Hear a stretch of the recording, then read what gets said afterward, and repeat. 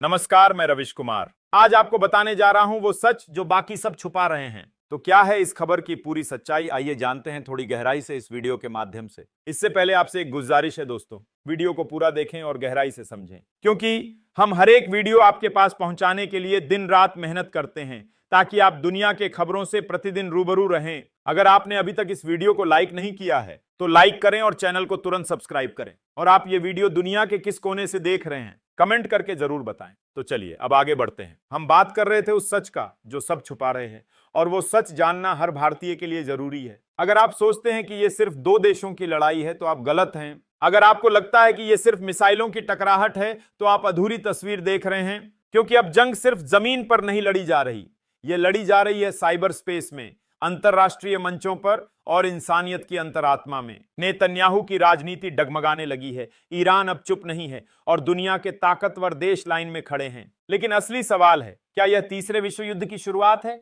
या एक और इंसानियत का कत्ल? आज की यह रिपोर्ट कोई सामान्य रिपोर्ट नहीं, ये आने वाले कल की चेतावनी है। तो खुद को तैयार कीजिए एक सच्चाई से सामना करने के लिए जिसे आपको जानना ही चाहिए। तो आइए जानते हैं। ईरान और इजराइल के बीच चल रहे संघर्ष ने अब एक खतरनाक मोड़ ले लिया है। ईरान के लगातार मिसाइल और ड्रोन हमलों के बाद इजराइल के लिए पीछे हटने का कोई विकल्प नहीं बचा है। नेतन्याहू के बयान अब सिर्फ दिखावे भर हैं, क्योंकि जमीनी हालात पूरी तरह बदल चुके हैं। ईरान की ओर से हमला अब और तेज हो गया है।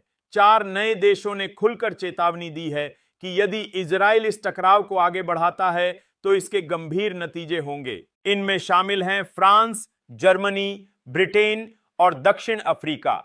इन देशों ने स्पष्ट शब्दों में कहा है कि इजराइल का आक्रमण अस्वीकार्य है। अब जरा सोचिए, जिस नेतन्याहू ने गजा के अस्पतालों पर हमला किया, जो निर्दोष डॉक्टरों, बच्चों और आम नागरिकों की जान लेकर भी नहीं रुका, आज जब उसके देश के अस्पताल पर हमला हुआ तो वह कहां छुप गया? अब बात करते हैं इस जंग की असल तस्वीर की। तो ईरान अब सिर्फ मिसाइल नहीं बल्कि अत्याधुनिक बैलिस्टिक मिसाइल और आत्मघाती ड्रोन का इस्तेमाल कर रहा है, और इजराइल का वह आयरन डोम जिस पर उसे बेहद घमंड था, अब उन मिसाइलों को रोकने में नाकाम हो रहा है। ईरान के सुप्रीम लीडर का बयान आया है, यह जंग हम ही जीतेंगे, इतिहास दोहराया जाएगा। पिछली बार भी इजराइल को घुटने टेकने पड़े थे और इस बार भी वही होगा। उधर अमेरिका की स्थिति भी जटिल हो चुकी है। डोनाल्ड ट्रंप की बयानबाजी और नेतन्याहू की धमकियां अब लोगों को हल्की लगने लगी हैं, क्योंकि जमीन पर हालात ईरान के पक्ष में झुकते नजर आ रहे हैं। उत्तर कोरिया के किम जोंग उन ने साफ कहा है, तेहरान को अकेला मत समझिए, अगर उस पर हमला किया गया तो नतीजे भुगतने होंगे। रूस और चीन ने भी साफ कर दिया है कि अगर अमेरिका इस जंग में कूदता है तो वो भी पीछे नहीं हटेंगे। और तब यह संघर्ष सिर्फ इजराइल और ईरान तक सीमित नहीं रहेगा, बल्कि वर्ल्ड वॉर की शक्ल ले सकता है। दुनिया के तमाम शक्तिशाली देश अब खुलकर बोलने लगे हैं। यूरोपीय यूनियन के कई सदस्य देश इजराइल से नाराज हैं। संयुक्त राष्ट्र महासचिव एंटोनियो गुटेरेस ने कहा है, सिविलियनों की मौत को कोलैटरल डैमेज कहना अमानवीय है। भारत की ओर से भी प्रतिक्रिया आई है। भारत ने संयम बरतने की अपील करते हुए कहा है कि हिंसा किसी भी समस्या का समाधान नहीं है। भारत का ऑपरेशन सिंधु शुरू हो चुका है, जिसके तहत वहां फंसे भारतीयों को जमीनी और हवाई रास्ते से सुरक्षित निकाला जा रहा है। अब बात करें तेल के बाजार की। ईरान इजराइल टकराव ने वैश्विक तेल कीमतों को हिलाकर रख दिया है। ब्रेंट क्रूड की कीमतें 9% तक बढ़ चुकी हैं। भारत ने तेल आपूर्ति में विविधता लाकर असर को सीमित बताया है, लेकिन खतरा अभी टला नहीं है। गजा के हालात दिन ब दिन और बदतर होते जा रहे हैं। वहां ना बिजली है, ना पानी और ना दवाइयां।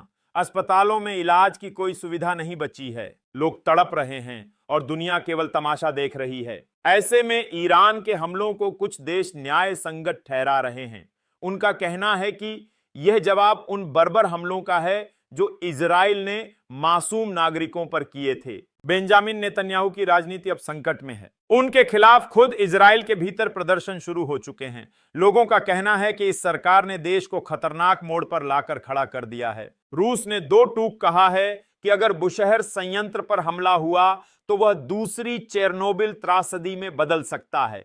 अमेरिका को चेताया गया है कि यह लड़ाई अगर बढ़ी तो वो उसे रोक नहीं पाएगा। और अब एक और महत्वपूर्ण पहलू, साइबर युद्ध।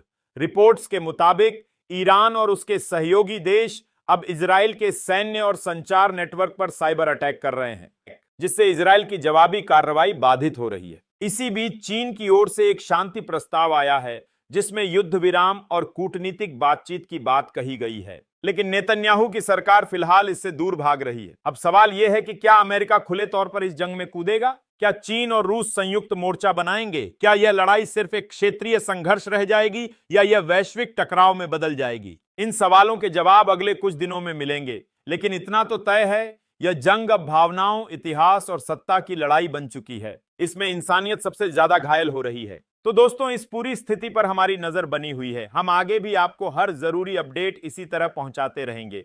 तो चलिए बढ़ते हैं आज के और नई खबरों की ओर।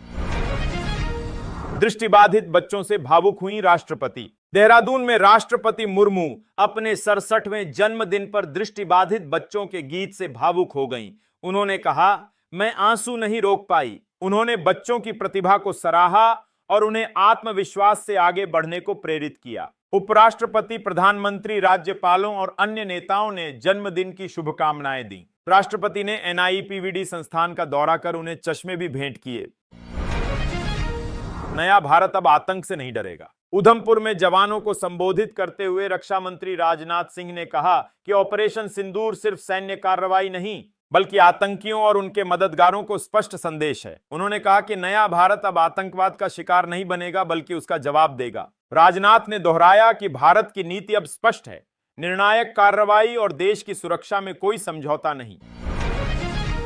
क्या अंग्रेजी बोलना अब सत्ता के लिए खतरा बन चुका है? जब खुद नेता अंग्रेजी में भाषण देते हैं तो गरीब के अंग्रेजी बोलने पर आपत्ति क्यों होती है? क्या भाषा को एक औजार बनाकर सोचने की आजादी को नियंत्रित किया जा रहा है? क्या अंग्रेजी सिर्फ एक भाषा है या यह सामाजिक शक्ति बन चुकी है? क्या अंग्रेजी शिक्षा को सीमित कर गरीबों को जानबूझकर पीछे रखा जा रहा है? क्या शर्म और राष्ट्रवाद की आड़ में बच्चों के भविष्य के साथ खेल हो रहा है? इन सवालों के जवाब कल की रिपोर्ट में हम सामने लाएंगे, बिल्कुल परत दर परत। इसीलिए कल की रिपोर्ट देखना और भी ज्यादा जरूरी है। देखना बिल्कुल न भूलिए, क्योंकि भाषा का ये खेल सिर्फ शब्दों का नहीं, सोच का भी है। कल जानेंगे अंग्रेजी से डर कौन रहा है और क्यों। कल खोलेंगे वो परत जो राजनीति के पर्दे में छुपी है।